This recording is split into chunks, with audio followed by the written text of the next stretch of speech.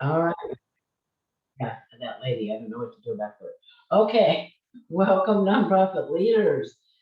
Please add a comment below that says I'm here if you're here, so I know who's here. I'm Nancy Manning, founder of Powering Your Mission and Austin Nonprofit Meetup. Today, our guest is Alyson Gallaher. I'm probably not saying it right. Yeah, that's Really? right. Yeah, Okay. yeah, yeah. Gallaher. Yeah. Alyson has two titles: Chief Community Engagement Officer of United Way of Greater Knoxville and Executive Director of Volunteer East Tennessee. That sounds like a lot. Welcome, Alyson, and tell us about those two titles. What does that all mean? Oh, well, they're titles, right? But so not much in some ways, but Chief Community Engagement Officer is a new title for me post merger with United Way of Greater Knoxville. And that really covers everything from how we show up as speakers for different events, serving as panelists, how we engage our community that way, but also with our corporate partners and our corporate community and how to help them engage philanthropically that's meaningful and creates the most impact. Oh, Um, yeah, yeah. it's a lot. It does sound like a lot. And I know you're really busy, so I very much appreciate that you decided to Sure. do this for us today. Well, can you tell us a little bit about the history of that merger of United Way and what is now Volunteer East Tennessee? Sure. So Volunteer East Tennessee was a standalone organization. It was originally part of the Hands On Network, which some people are familiar with. We are also a member of Points of Light Foundation out of Atlanta. We are an affiliate of theirs. Hands On are really like they were volunteer centers, and we were a volunteer center based here in Knoxville, basically to serve as a matchmaker between nonprofit organizations and the community. So it was easy. It was an easy way for people to find ways to serve, and they could connect immediately on this one platform. And over time, we just found that we could align ourselves with a larger organization. And frankly, a lot of volunteer centers in the country are centered at a United Way. And it just made sense for us. It made sense, frankly, from a back office perspective. Here we were a small organization paying for an audit. We had an accountant. So all of those things that add to the bottom line when really that could be going towards services to our nonprofit partners. So we merged in Um, July. Yeah. I love that term matchmaker. That's great. And it makes Yeah. sense. Um, well, tell us how Volunteer East Tennessee works. What do you do? It's a great question. I actually get it a lot. So we still serve as that matchmaker. We are that hub where people in the greater Knoxville area, we actually serve 8 counties in the region, can go to our website and find ways to volunteer. In a really specific way, whether it's based on calendar, whether it's based on an impact area, whether it's based on distance from your home. These are all things that can be filtered, so they can really, really hone in on that thing that they want to do that checks all those boxes and meets, their criteria as a volunteer. Um, Really, it's a great service to our nonprofit community as well because nonprofits can post their volunteer needs at no cost. It's a free platform for them.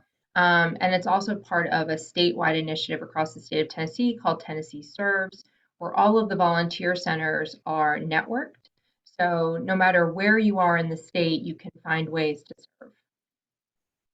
okay, and then what's the connection with the corporate side? What were you talking about there?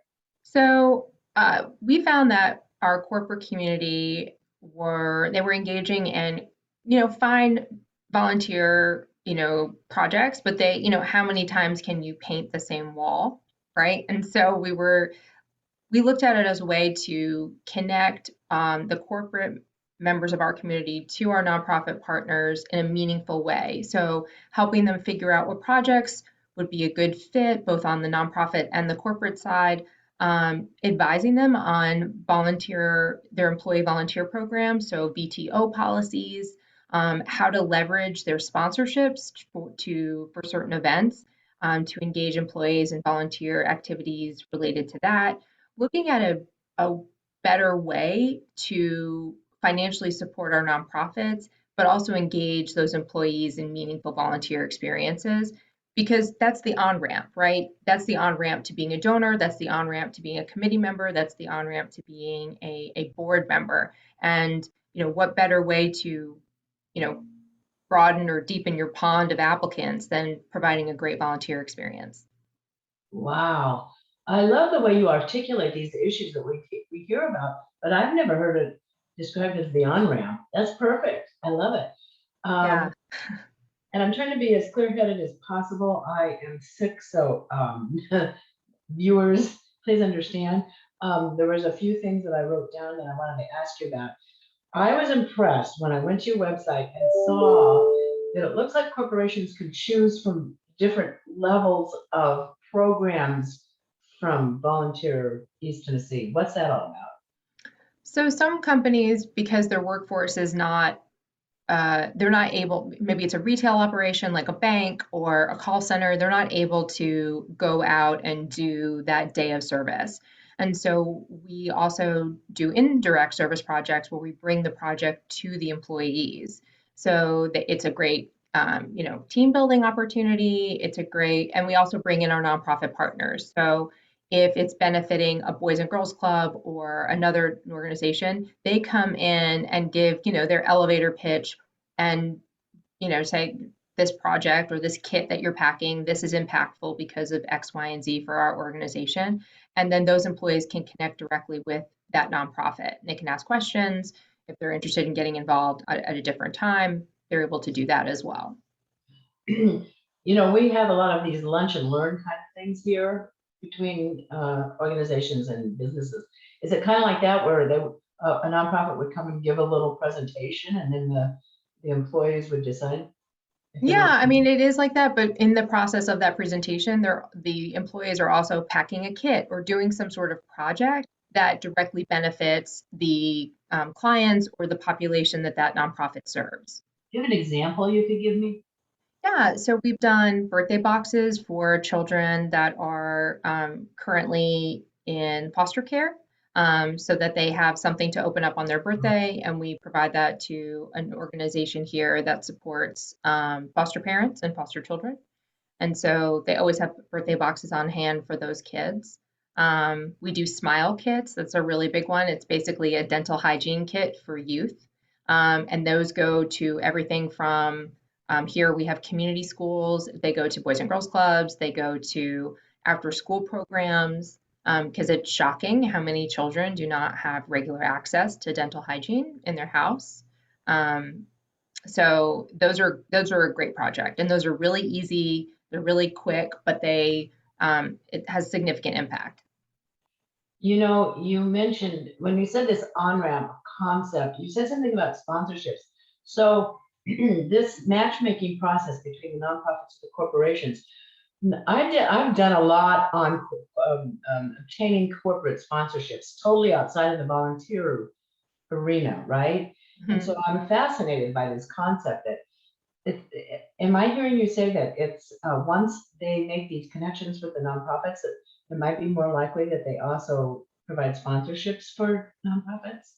Yeah, I mean, it goes both ways, right? There are a lot of companies that just always sponsor X event, right? But those events always need volunteers. And so, we would love to see that marriage happen more often, where the volunteers are from, the key sponsor. Because let's be honest with each other here for a second, it's really hard to fill the table for the chicken lunch. Like I mean, and everybody's trying to do it. And, the past 18 months, 2 years, we haven't seen as much of that, but we're starting to see more of them. And we are talking to our corporate partners about how can we be doing this differently? How could you be leveraging those sponsorship dollars in a different way?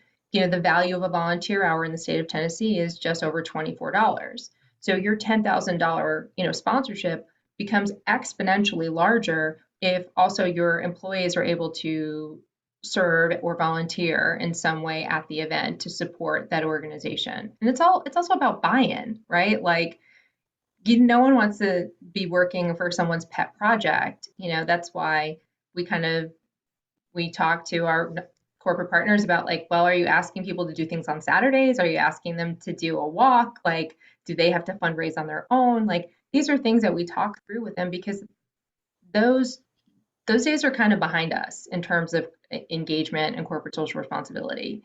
And so we need to be looking at different ways to engage our employees, but also meet them where they are and what are their interests? What are they passionate about? Last year or whenever it was, maybe it was 2 years ago now, we had some corporate people like Subaru and a big bank, BBVA Compass, do a whole meetup on corporate sponsorship. And they talked a lot about knowing the fit between the organization, the nonprofit seeking some type of relationship with them, and the corporation's needs, and it sounds like you guys are doing that for the nonprofit in many ways. You're helping both the nonprofit and the corporation find that fit. Is that accurate? It is accurate. And that is really where, we found if we're a partner organization, so if we partner with over 150 nonprofits, I'm not a great partner if I'm out there fundraising across the table for Volunteer East Tennessee or the United Way against a nonprofit that's my partner, right? Because especially if they're in direct service, like we want those dollars to go towards direct service. But if I am advising, if I know the core values of a company and I know what they're interested in, and we can guide them, not only philanthropically, but we can guide them in terms of community engagement with their employees, then, and it goes towards a nonprofit partner, well, that's awesome. That's what we want to be. We want to be that matchmaker. We want to be a solution provider for this long walk, right? This is a long walk. This is not a one shot done. And we want to be thoughtful in that process. Very win-win, you know? We think so. Yeah. And plus I have to say, I know you're right that United Ways all over the country probably do this. I looked at Austin's website. I hate to say this, it doesn't seem quite as connected as yours does. Yours is so obvious when you look at the website, the connection between the corporate and the nonprofit, Well, our marketing team will be thrilled to hear that. I'll pass it along. Can you give me an example? Because I saw too that some of what you do is provide skilled volunteers. It's like describing the range of projects between, like, say, the dental kits and the birthday kits and some skilled projects. So can you describe that a little bit? Yeah. I think one of the, having worked for multiple nonprofits, I know that, you have gaps in your resources internally. And so the things that would be you'd have an entire department for in a for-profit setting, you don't in a nonprofit. Maybe you have a certain amount of budget applied to it, but you really don't have that constant support. IT is one of them. Technology is something that we should be investing in heavily in the nonprofit sector because the efficiencies there are outstanding, but we don't or we can't. And so what we look at, we work with the Knoxville Technology Council in helping their members find ways to plug in that are specific around their skill set, whether that is web design or some coding, or it's as simple as setting up your Google Drive. How can nonprofits be utilizing Google more efficiently to help run their day-to-day operations and stay in communication while they're remote? And these were all things that we talked about, but then all of a sudden the pandemic was upon us and we really had to do these things. It wasn't an option anymore. We had to figure this out. And so when we talk about skilled volunteering, it's a harder volunteer to find, but it's so valuable. They're excellent. Wow. There's a program here called Lead to Success. I won't get into it a lot because we only have about a minute left. And she provides skilled volunteers to nonprofits, and truly a way to help, as you said, build the capacity of a nonprofit. Oh yeah. Okay, I lost my train of thought. Sorry, guys, forgive me. Hey, listen, we have reached the end of our time, but I wanted to tell people who don't know, I am moving to East Tennessee. I've been in Austin for a long time, and I'm taking Austin Nonprofit with me. And Alyson, what do you think I should do about the name? because I will take all my people with me to Austin, to Knoxville. So should it be Austin/Knoxville nonprofit meetup, or should it just be nonprofit leaders meetup? Once I change the name, what do you I think? think nonprofit leaders meetup. I think it's too good to just regionalize it. I think you should just own that. Yeah, since we went online with COVID, we have members from New York, from Phoenix, from Northern California, Southern California, all over New Jersey. So yeah, I think you're right. I like that. Yeah. And I'm excited. I hope when I get there that you'll let me take you out for lunch. I know you're ridiculously busy. And I'm very excited to come to Knoxville, to that area. We're excited to have you in Knoxville. Yes, I would love to have lunch, coffee, whatever you're available for. I would be more than happy to make time to meet you face to face, Nancy. Great. All right. Well, thank you. And thank you, everybody. Please join us on October 21st for our meetup with rock star presenters Sheila Lowe and Shannon Mantrum for GOT volunteers, how to attract them, keep them, and reward them. And thank you so much, Alyson, for your time. Again, I My appreciate pleasure. it. Okay. Thanks, Nancy. See you soon. See you. Bye-bye.